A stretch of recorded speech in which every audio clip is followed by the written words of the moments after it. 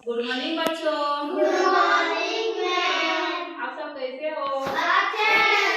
चलो मैं आज आपको ना कठपुतली की तलाश आयोजित कराता हूँ। समझ रहे ना?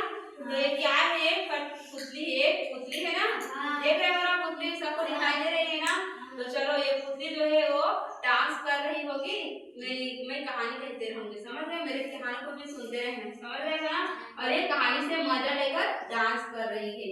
ये पुतली जो है डांस करेगी। तो एक समय की बात है बच्चों। एक समय की बात है। एक राजा की दरबार में एक बुद्धिमान मंत्री था।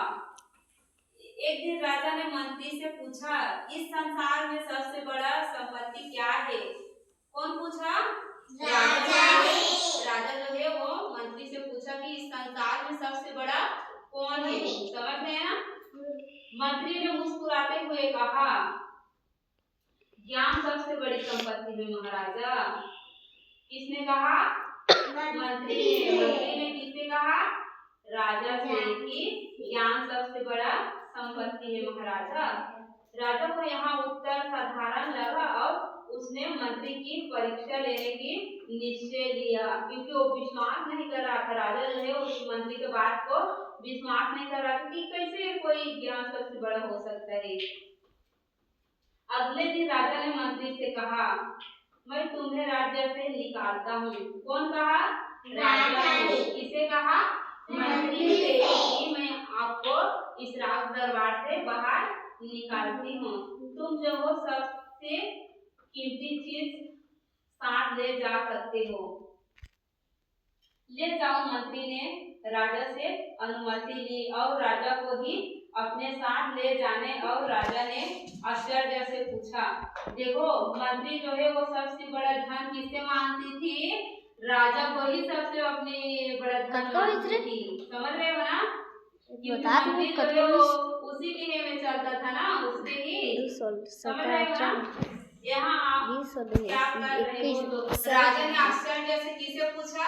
मंत्री से पूछा, आप मुझे ले जाने की बात करते हो? ऐसे उसने आश्चर्य से पूछा, आप मुझे ऐसे कैसे ले जा सकते हो? तो उसने उत्तर दिया, महाराजा मेरे लिए कीमती चीज तो आपका ज्ञान है। किसने कहा? मंत्री ने राजा से कहा कि आपका ज्ञान ही मेरे लिए सबसे बड़ा संपत्ति है। अपने साथ ले जा रही। राजा ने ही तो कहा था ना कि आपका जो सबसे बड़ा ज्ञान संपत्ति उससे ले जाने, इसलिए तो मंत्री ने बोला कि मेरे लिए सबसे बड़ा संपत्ति आप हो राजा, तो इसलिए इस राज दरबार से मैं आपको ही लेना चाहती हूँ।